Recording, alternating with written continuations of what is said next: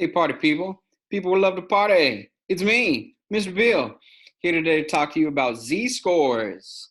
Now, the beginning of my worksheet says on top, Z-scores, way to lose, because I'm pretty sure somebody lost a bet to me about the normal distribution graph and how bad it could get. It can get worse. Congrats. Anyway, let me share this with you. Once again, guys, you want to print up these materials. You especially want the standard normal table, which we're going to see in a little bit. You want to work along with me, not just watch the video and assume that you have magically learned it because you've heard my dulcet toned clarion words. Yeah, look up those words. You don't know. All right, Z-scores, way to lose. We're going to start nice and easy. The data on how many fingers each person has in Tuolumne County is normal. The mean amount of fingers each resident has is mu equals 4. Remember, mu is the mean. This is the mean, not something I drew there to make you upset with me. The standard deviation, sigma, is equal to 2. That's the standard deviation. I don't know why I wrote mean again, considering it says it right there. I'm not writing this again. It's right next to it. Set up the distribution graphs for the information. So based on the work that you did with the normal graphs from the other day, can you make yourself a normal graph using just this information? You should do that right now. You could even pause me, like you could do it while I'm talking, while I'm just rambling on incoherently, like some sort of sociopath, and then I'll do it quickly. Here's the mean. Standard deviation is 2. That's the scale of the graph. 6, 8, 10, 2, 0. -2. Just think about that for a second. What would -2 fingers mean? You owe someone else fingers? All right. Our next question is, what percentage of the people in the county, have less than 6 fingers? In order to do this problem, we need to compare our graph to the normal graph down here, the standard bell curve. Looks so good. So we want to know how many people in the county have less than 6 fingers. Well, here's 6 fingers right here, and everything less is what we're trying to count up. We want this one right here. We want this one. We want this one, if we were to break that up. And we want this one. And technically there's stuff off to the sides. Like this says 2.5%, but really this is like 2.35, and then 0.15 is over here. These have all been rounded. I know some of you get real upset about rounding, but it's done all the time. All right, so 6 fingers, less than. Well, in this column right here is 34%. In the column next to it is another 34%. We've got 13.5% and 2.5%. And we're just going to add those all up. 34 plus 34 plus 13.5 plus 2.5 is 84% of the people in Tuolumne County, according to this survey. It was probably done a while ago. You know, it's probably not recent. Percentage of people have less than 6 fingers. It's tough times. All right, so your questions are, given the graph that you have, can you figure out what percentage of people have more than 4 fingers and how many people have less than 3 fingers? Go, do that now. I will pause it. Look, you can see my face. Look at my face. Paused. I'm back. All right, let's take a look. Now, I've put our actual numbers under here instead of just these standard deviations.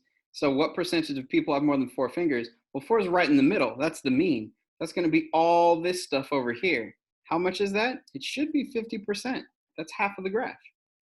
And how many people have less than 3 fingers? You should probably be stuck on this problem because 3 would be right in between here. And as I draw this little line up, 3 is in between 2 and 4, directly in between. But if you look at the 2 rectangles I made, or not even rectangles since they're curved at the top, there's no guarantee that this side and this side are equal to each other. As a matter of fact, it should be more of an even split, like right here. So this should look very, very unequal to each other. Well, we've got an answer to that, of course. I know I'm just reading what it says, but the last question is unpleasant because we don't have a way of knowing how much data is represented if we're in the middle of a standard deviation until now. That's what a z-score does. Z-scores are weird. Z-scores will allow us to find on a table what percent of our information is represented up to that point. The formula is z is equal to x minus mu over sigma, where x is the value that we want on the x-axis, and we are interested in, and mu is the mean, and sigma is the standard deviation. I'm not using those to make you mad. That's literally what we use for math. Our question was, if we've got a mu of 4 and a sigma of 2, what percentage of the residents have less than 3 fingers? So if I'm thinking about my graph right here, I'm going to, let's see, I think it was 4 and 2. I should be right here, and I'm trying to capture all of this data. How much is that? Well, we z-score it up. We make z is equal to, we're looking for 3. That's the value on the x-axis that we want. Minus mu 4. I'm just using this formula up here. And then divided by 2. That's going to be negative 1 over 2, which is negative 0.5. And now some of you, especially those of you who pay attention, should be like, yo, Mr. Beal doesn't even put zeros in front of his decimal points. He's super lazy about that. Yes, I am, unless we're using the standard normal table, which is right underneath here. The standard normal table takes our normal distribution and turns it into this one's with the negative 3, negative 2, negative 1, 0, 1, 2, and 3. It's similar. So we can compare everything on our table, or I should say in our graph, to this one right here. And this graph corresponds with this table. So if I want to know how much data is behind this spot right here, which should be negative 0.5, I go to negative 0 on the ones. These are all the ones here. There's negative 0. And then I'm going to go over to 0.5 on the decimal points that are up top. Negative 0.5 would give us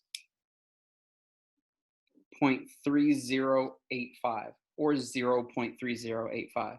Mr. Beal, why is there this gray L going through here? Because this standard normal table that we are using is super simple. And I stole it from a book, and it was already grayed like that in there. I couldn't get rid of it. But it's as simple as it gets. So this value of negative 0.5 turns into 0.3085. And if we turn that into a percent, you got 30.85%. That's how much data is represented here. That's this stuff, all the stuff under the curve. Weird, huh? Okay, I'm going to show you a couple other things with it. It's supposed to be pretty basic. I still think it's weird. Every time I think about this, it kind of gets me. Here are a couple more problems. We're going to need our standard normal table though, guys. So I don't care if you cut it out or you just have that other page with you some kind of way. I'm reaching for mine right here. I have a disembodied one. Ooh, standard normal table. Ding. So more nuanced information. You get to see me draw my own little graphs this time. It's going to be bad. What percentage of people have between 2 and 7 fingers? So on our table, it's look like this.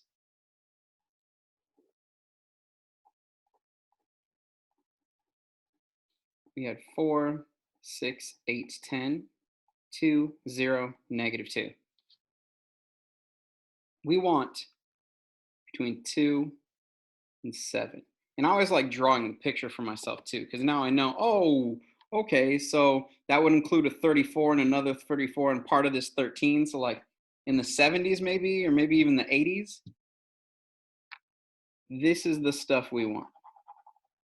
But how do we find the stuff that we want? Because if you look at the last thing that I did, the way that z-scores work is they fill up from left to right.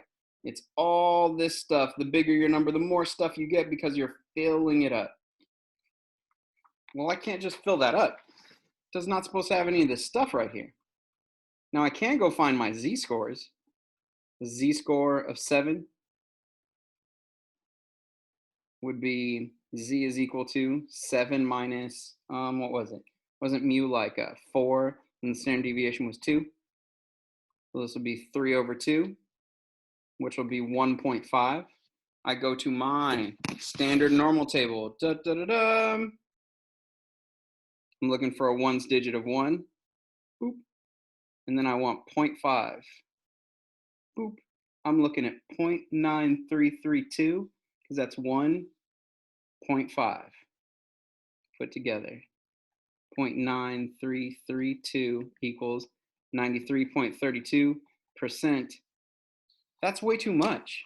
When I was looking at this, I said 34 and 34 and like a little bit more. Like, that's too much. So the other thing I can do is find that other z-score. Z-score of 2. Got to be z is equal to 2 minus 4 over 2 is equal to negative 2 over 2, which is negative 1. Now, we should know what negative 1 is, because looking back at this, we should just be able to add up this stuff back behind negative 1. But as you look at your table, you have a little bit of a different value for negative 1 than just the, I think the 16 or so that it says up there. Our negative 1 on our table says negative 1, 0.1587. And that's because the other graph that I showed you is rounded. Even this number is rounded as well. There's a lot of rounding going on.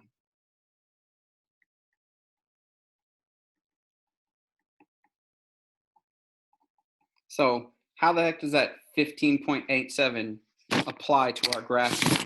Well, the 15.87 is this stuff. This blue stuff that we want, we haven't even got yet. What we do have is this 93.32. That's all this stuff up to that line right there.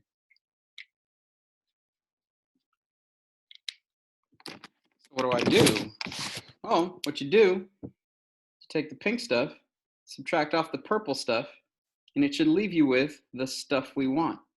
93.32 minus 15.87 should give us the total that we want. I did it earlier so that I would not have to think about it. Just 77.45%. That's right around the 80% or so I was thinking just by doing the visual estimation with my eyes. Pretty crazy, right? Now, I know that this is a little bit weird. So I wrote up like in words, what does this mean? And this means to get between two numbers. We get the z-scores for each, get the percentages from the table, then subtract them. That's all you got to do to get between two numbers. Now, what percentage of people have more than 5 fingers? We have not worked a more than problem yet. So I'm going to redraw my horrible looking. Oh, look at that. You should all be very upset with me. 4, 6, 8, 10. I'm pretty upset with myself. Let's see. All right, and we are trying to get 5 fingers or more. That's right here. And we want that stuff. There's the blue that we want. Well, how do we get that? Because normally it fills up from left to right, not from right to left.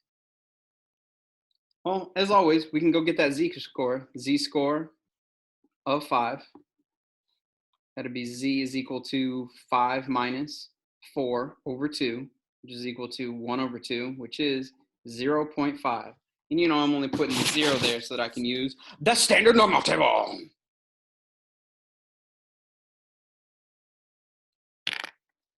Zero, 0.5, 0.6915. 0.6915 is equal to 69.15%. So what you know about this so far is that this line is cutting it exactly in half. If that's the case, this couldn't possibly be 69% of it because it should be less than 50%. It's not even this whole side. So what's going on? Well, what we've done is we found this side of it.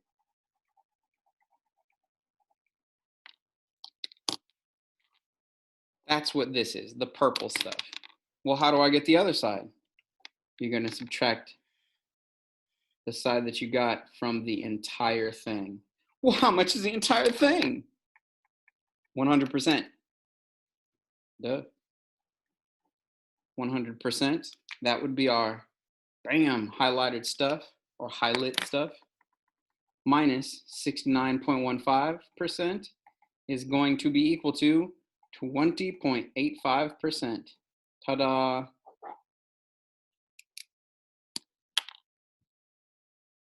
In general, to get more than, we find the z-score for less than and subtract it from 1 or 100%, called the complement. Your guys' job, whether you choose to accept it or not, is to do this last page on your own. I will pause it briefly, and the answers will be here for you to check. So you should pause it for a longer time so that you can do the problems. I'm back. Let's see what you got. Because what I got was, for the first one, it's just an 84%. That 4 is right on the little graph that I made. Look at my little graph. It's still bad. Look at my graph. Okay. After that, I found the z-score for the 2, and I subtracted it from 100 because it says more than. Ooh, nuanced problem. Ooh, the nuance. What percentage of Pizza Parlors has between 3 and 5 vampire employees? This is a between, so that means you got to find one, find the other, subtract them. 75.45%. Haha, done. I hope this works for you guys. Hope it's helpful. I always hope it's helpful. Stay safe out there, guys. World crazy.